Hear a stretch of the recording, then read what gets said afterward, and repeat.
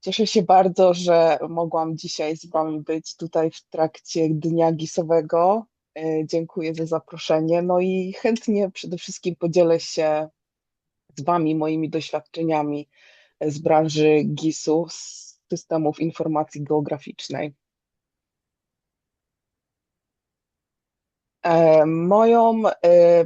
Moja prezentacja będzie obejmować informacje na temat edukacji, możliwości GIS-owych oraz opis praktyk i staży, w jakich brałam udział w ostatnich 2 latach.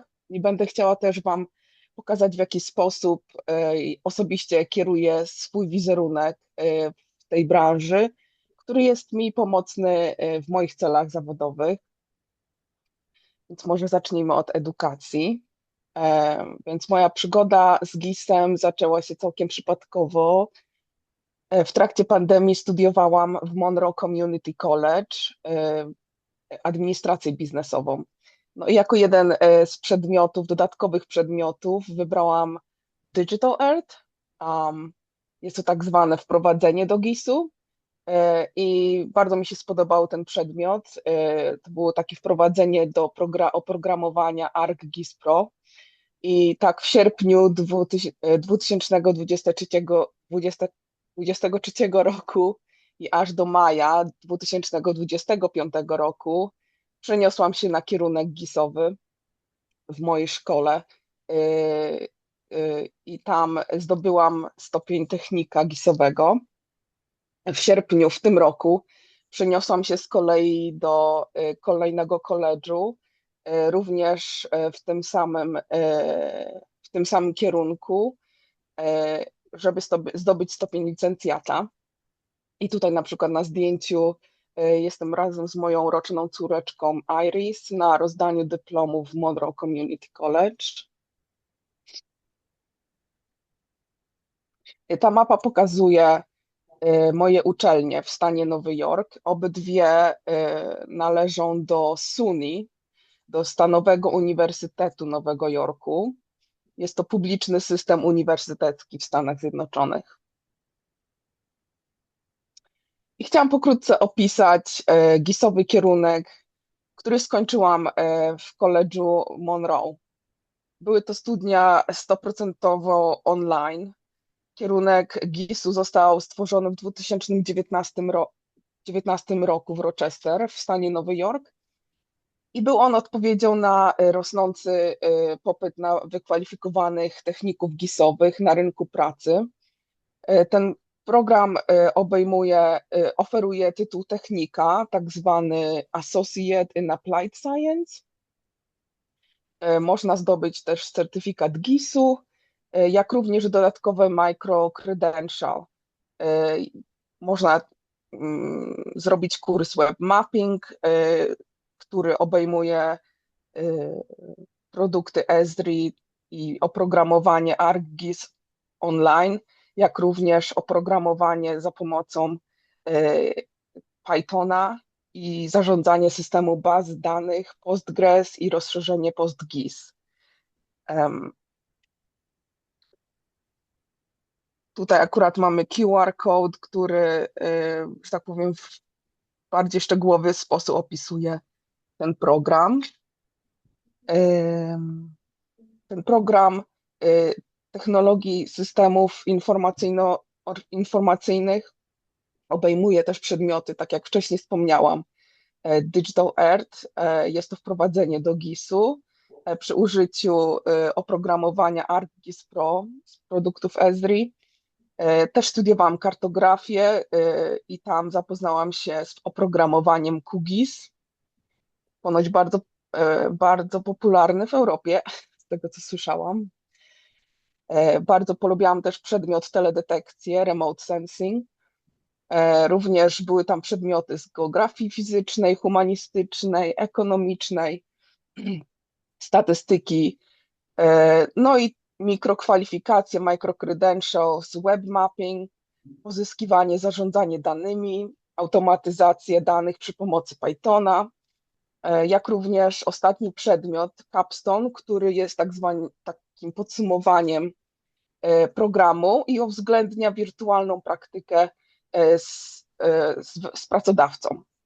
I ten staż jest organizowany razem z partnerstwem ze szkołą i każdy student ma przydział do innego pracodawcy i po skończeniu tego kierunku specjalista GIS-owy ma okazję zrobić karierę w różnych dziedzinach. Pewnie też wiecie, w planowaniu, w urbanistyce, w ochronie środowiska, w hydrografii, zdrowiu publicznym, transporcie publicznym, turystyce, badaniach naukowych, branży górniczej, instalacjach i sieciach technicznych i więcej.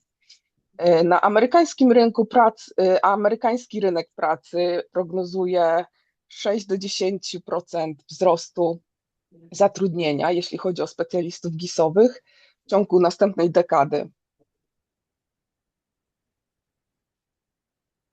Moja obecna uczelnia z kolei, Farmingdale State College, zawiera podobne przedmioty, które były w mojej poprzedniej szkole, ale są też bardziej zaawansowane wersje kartografii, analizy danych i tym podobnych. Na przykład zarządzanie danymi, seminarium z praktyką na zakończenie programu.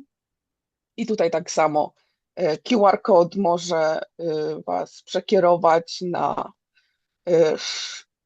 na stronę do szkoły z takim przeglądem programu. Więc zachęcam do skanowania. A ja jako student w Monroe Community College byłam zaangażowana w klubie mapowym jako prezydent i sekretarka przez 2 lata. Organizowaliśmy coroczne mapatony. Wiem, że wy organizujecie tak zwane mapofaktury i przy użyciu platformy HotOSM, Humanitarian OpenStreetMap, mieliśmy okazję organizować takie eventy. No i będąc przedstawicielem Youth Mappers, mogliśmy wspierać jako szkoła globalne humanitarne inicjatywy w tym zakresie. Były to eventy online, jak również też eventy, które się odbywały na miejscu w kampusie. I tutaj jest kilka zdjęć właśnie z takich spotkań. Więc te dodatkowe zainteresowania przyczyniły się do mojej nauki GIS-u, jak również pozwoliły mi nabyć tak zwane miękkie umiejętności, jak komunikacja, przywództwo, praca zespołowa, rozwiązywanie problemów, zarządzanie czasem i tym podobne. Ale chciałam też zwrócić Waszą uwagę na to, że możliwości udzielania się poza moimi akademickimi obowiązkami, jak klub, na przykład pozwoliły mi nawiązać kontakty z ludźmi, którzy też pasjonują się GIS-em i często na przykład konferencje, prezentacje, branie udziału w konkursach mapowych, jak na tym ostatnim zdjęciu, pozwoliły mi się rozwijać i były niejako kolejnymi drzwiami do następnych możliwości i szans w zakresie GIS-u.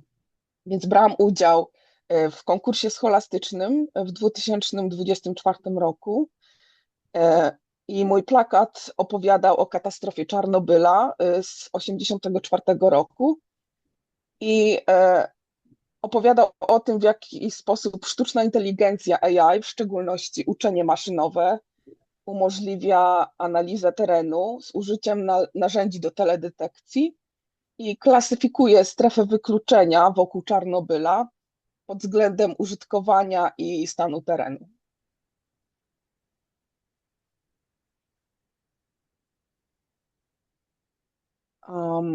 Jako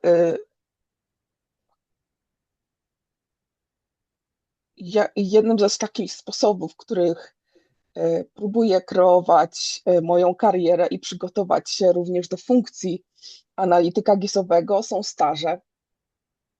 I w tym roku w lecie pracowałam jako GIS-owa asystentka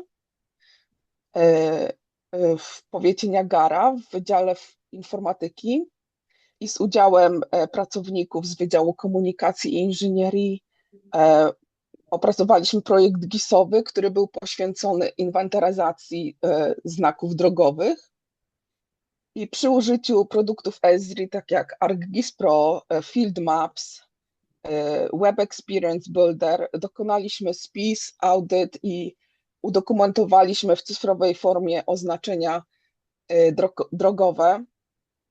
Są to zasoby powiatu, więc była to bardzo istotna część pracy, którą tam właśnie wykonywaliśmy. Więc ta praca w terenie zajęła nam około miesiąca. Ponad 4000 znaków zostało zlokalizowanych za pomocą Field Maps i odbiornika GNSS, to jest globalny system nawigacji satelitarnej, pewnie jest Wam to znane. A resztę czasu spędziłam na stażu projektując powiatową wirtualną aplikację internetową opartą na danych, które pobraliśmy z terenu. I ta aplikacja integruje dane z poprzednich lat i jest w pełni funkcjonalna dla pracowników odpowiedzialnych za stan znaków na terenie powiatu. Więc stanowi ona też zasób bazy danych, jak i zastępuje używanie arkuszy kalkulacyjnych Excel. Jest to wewnętrzna aplikacja stworzona na potrzeby powiatu. I mój staż zakończył się w sierpniu w tym roku, ale razem, jak tutaj na zdjęciu z Lisą Casey, moją szefową, prezentowaliśmy nasz projekt na jesiennej konferencji Nowojorskiego Stowarzyszenia Gisowców w Lake Placid w stanie Nowy Jork. Było to nowe doświadczenie dla mnie, ale jak również pomogło mi też w publicznym przemawianiu i dzielenie się, i pomogło mi też w dzieleniu się z moimi doświadczeniami, ale przede wszystkim utrwaliło we mnie chęć do robienia więcej w branży. O, tutaj zdjęcie z terenu. Ok. Następne. Tutaj miałam też sposobność być stażystką na praktyce zorganizowaną przez moją byłą szkołę Monroe Community College. Była to współpraca z Uniwersytetem w stanie Maine w lecie 2024 i był to GIS-owy projekt o charakterze naukowym i on był związany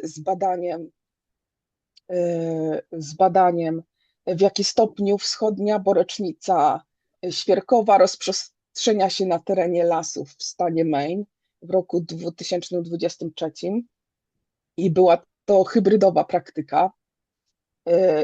Jako jedna z 3 stażystek i razem z opiekunami, profesorem Johnem Little i Kazmirem Brownem i profesorami z Uniwersytetu Maine, opracowaliśmy, każda stażystka miała inny aspekt tego badania i tej inwazji, tej ćmy, która zjada cenne zasoby leśne, przede wszystkim świerki w stanie Maine. Więc moja analiza opierała się na danych o leśnictwie i za pomocą oprogramowania ArcGIS Pro, jak również języka do programowania Python, wyizolowałam grupy gatunków drzew, którymi borecznica się żywi i również gatunki grup drzew, których nie zjada. No i nasz projekt obejmował tygodniową wizytę w mieście Orono w stanie Maine, w kampusie uniwersyteckim. I tam razem z doktorem Casey Millegardem opracowaliśmy kod na Pythonie, który zautomatyzował i przyspieszył analizę dużej bazy danych. Więc ta praktyka była również sponsorowana przez Krajową Fundację Naukową, NSF, dzięki przyznanemu grantowi w mojej szkole w Monroe Community College. No i plakat końcowy, jak i story map opisują szczegóły mojej analizy, więc QR code też przekierowuje Was do story map. I tutaj jest kilka zdjęć, nasza grupa, jak praca w biurze i w terenie, jak również tutaj z moim synem już w domu opracowuję kolejne mapy. Okay. No i na zakończenie chciałam wspomnieć, że jako studentka też próbuję się udzielać w różnych inicjatywach. Już też wspominałam o konkursach GIS-owych, brać udział w konferencjach. Jeśli wy macie okazję, zachęcam was, udzielajcie się, ponieważ dzięki temu można właśnie nawiązać znajomości z ludźmi, którzy tak jak ja pasjonują się GIS-em. I tak, należąc do klubu mapowego, mogłam pojechać na konferencję Amerykańskiego Stowarzyszenia Geografów w Detroit w stanie Michigan w tym roku, na wiosnę. I tam też poznałam profesorów Marty Nalej, Tomasza i Katarzyny Napierałę. I jestem wdzięczna dzisiaj za zaproszenie na dzisiejszy Dzień GIS-owca. Oprócz tego w ramach jednego z kursów szkolnych w Monroe Community College stworzyłam tak zwane e-portfolio za pomocą platformy Digication.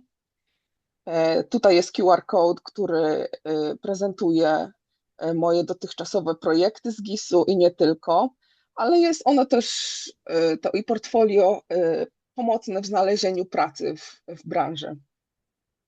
Jak również każdy istotny sukces związany z moją edukacją lub osiągnięciami zawodowymi celebruję poprzez publikację posta na LinkedIn.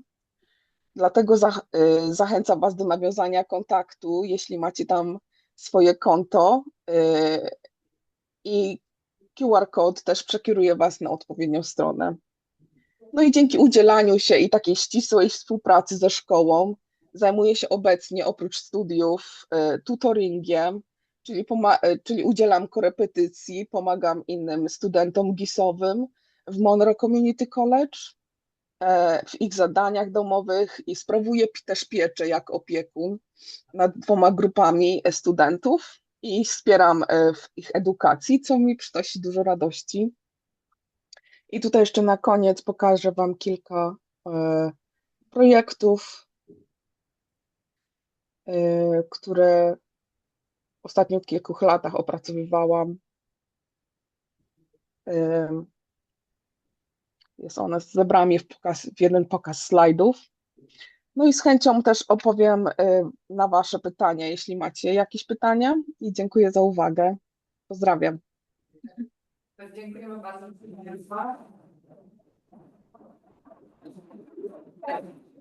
Dziękuję. Jest dość wcześnie u Mileny, więc dziękujemy bardzo, że jest z nami, że czekała i że wstała tak rano, żeby nam pomagać. Państwo, czy jakieś pytania? QR-kody nie działały. A tak, tutaj jeszcze, ale to może tutaj zgłoszenie, że te QR-kody nie do końca działały, ale ja wezmę od Mileny linki może do tych prezentacji, jeżeli będziecie Państwo zainteresowani, to ja je potem udostępnię. Zapraszamy do nas. Tak, zapraszamy do nas. Ja z chęcią.